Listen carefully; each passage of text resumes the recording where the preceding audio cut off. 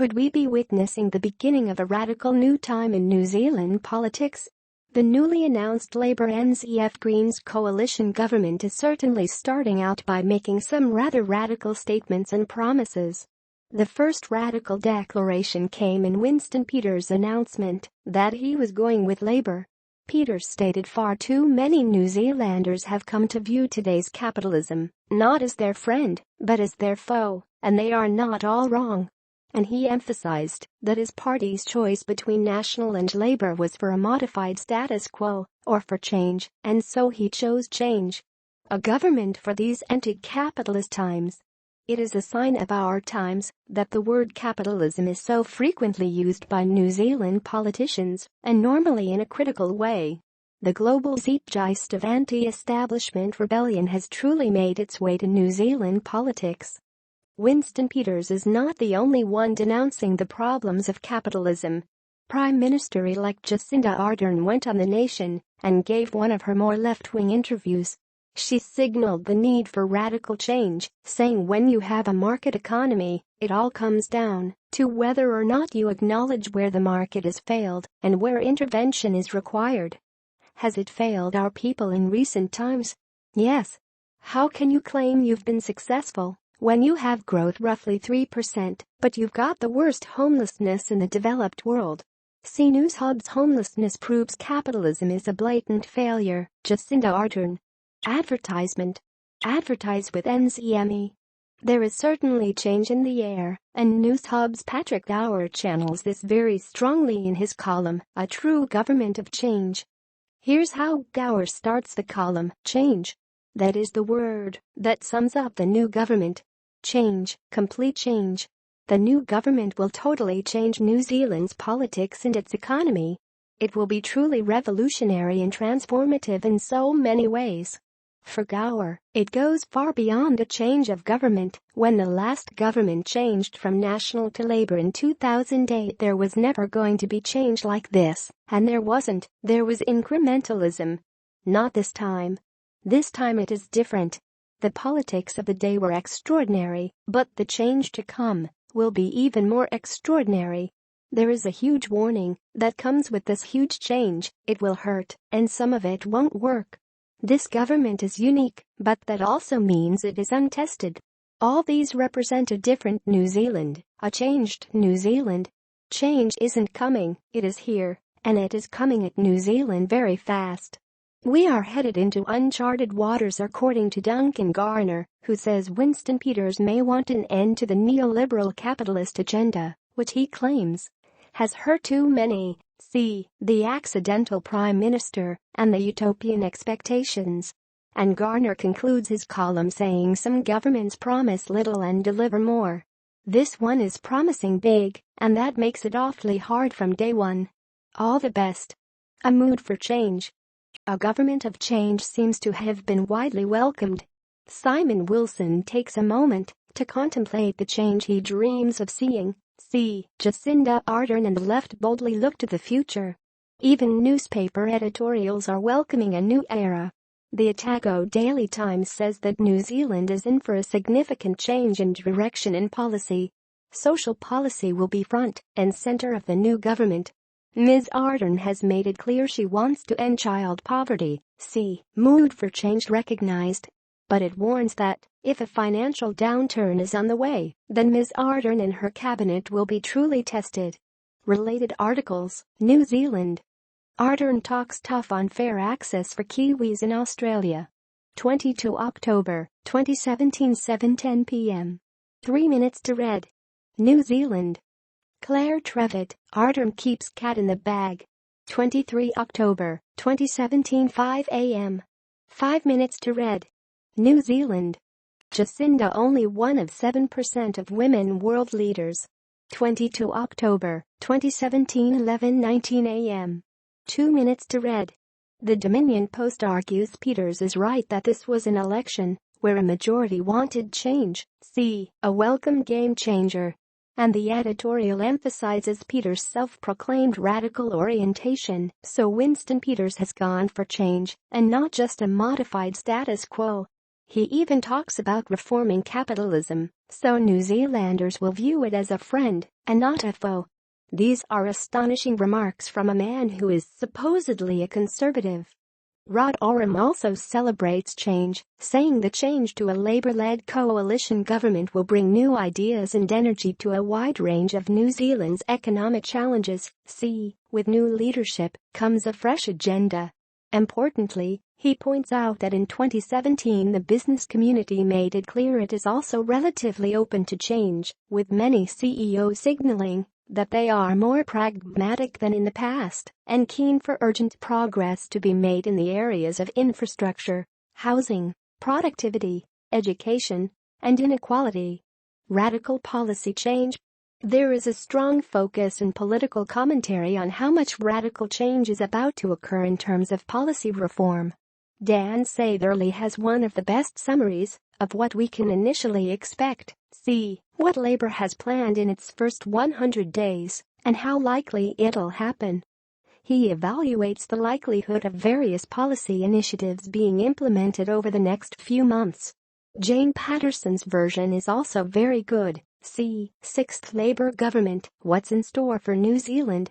And for a focus on how reforms might immediately impact on youth, see Max Tolles. What can young people expect from a Labour New Zealand First coalition? Duncan Garner advocates that, given that the country is so structurally broken apparently, Ardern must cancel holidays for her new ministers and pull them back to Parliament early next year. That would signal intent and urgency. Parliament goes to sleep for 2 months. This new government must change that and get to work and stay there. The first 100 days program is big and will require a similar commitment. The accidental prime minister and the utopian expectations. There are plenty of sectors that might be about to get a shake-up. Adele Redmond writes that New Zealand's education sector is preparing for a sea change under the new Labour New Zealand First government.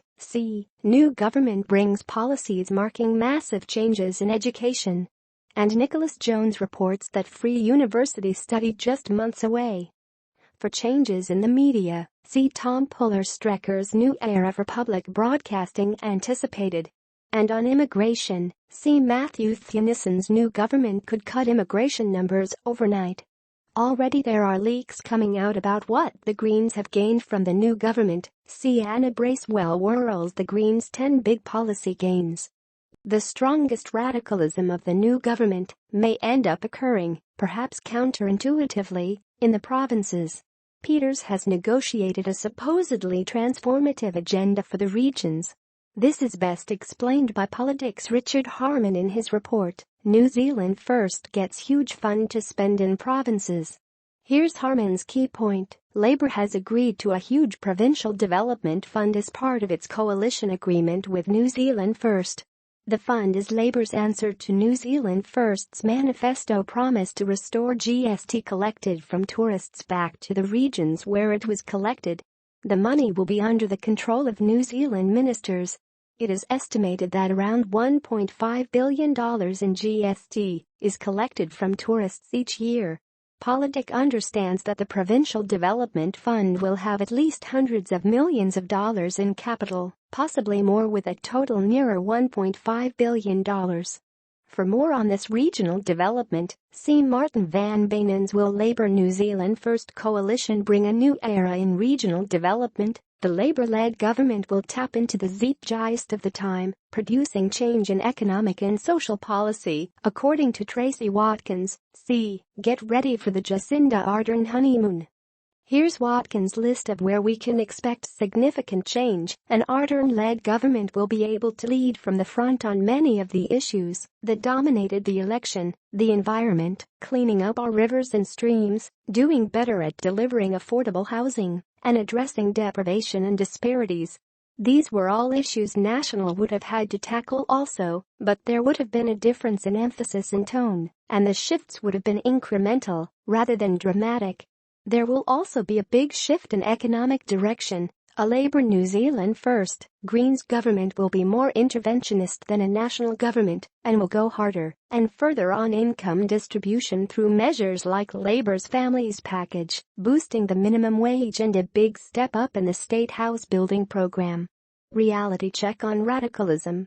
Former National Cabinet Minister Wayne Mapp expresses his enthusiasm for change in his very interesting column. I was a national MP for 15 years, and today I'm excited about Jacinda. He suggests change perhaps might not be as extensive as promised. Don't expect the end of neoliberalism, which seems to mean whatever anyone wants it to mean. For instance, the new government is not about to reimpose tariffs and bring back import licensing. They are not going to end the floating dollar. They are not about to nationalize swathes of the economy.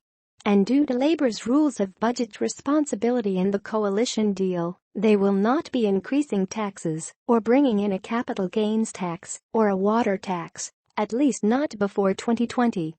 So what sort of government are we going to get? Mapp asks. Here's his answer. It will be in the atmospherics that the biggest changes will come. And these will really mean something. Even today there are people who remember the optimism that Norman Kirk brought to New Zealand. Jacinda has the chance to remake the narrative of our country. This is less about the hardcore of policy and more about the image we portray to ourselves and to the world. Also providing a reality check, Andrew Geddes blogs to say we should not see this as a new dawn of immediate radical change. See Schrodinger's cat is Malawi's flag. He points out that Ardern was very quick to emphasize in her first Q&A session after Peters' announcement that Labour remains committed to running surpluses and to staying within existing fiscal frameworks, or other economicy jargon I don't really understand. And, of course, the Greens have signed up to a similar commitment. So, there will be change, but change of a responsible, careful, considered sort. Change that won't scare the horses too much, or, more importantly, the farmers who own those horses. Stephanie Rogers points to a list of progressive reforms to come, but says this is no Corbynist revolution. See, after the sigh of relief, time to set a decisive course. She calls for the political left to keep pressuring and support Labour to make big bold changes in its first term. In terms of any type of anti-capitalist or anti-neoliberal ideology that might underpin the new government, it's worth reading Oliver Chan's blog post, Single Malt Keynesianism for a New New Zealand.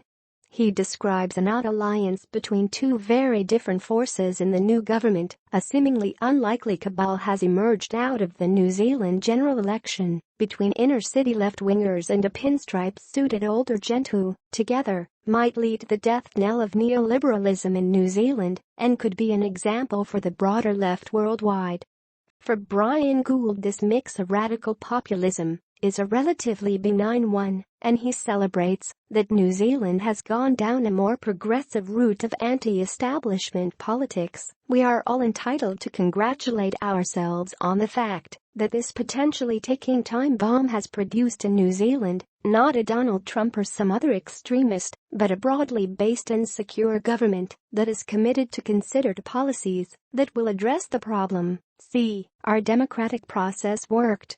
Finally, for satire about the government's new anti-capitalist approach, see Steve Bronia's The Secret Diary of Winston Peters.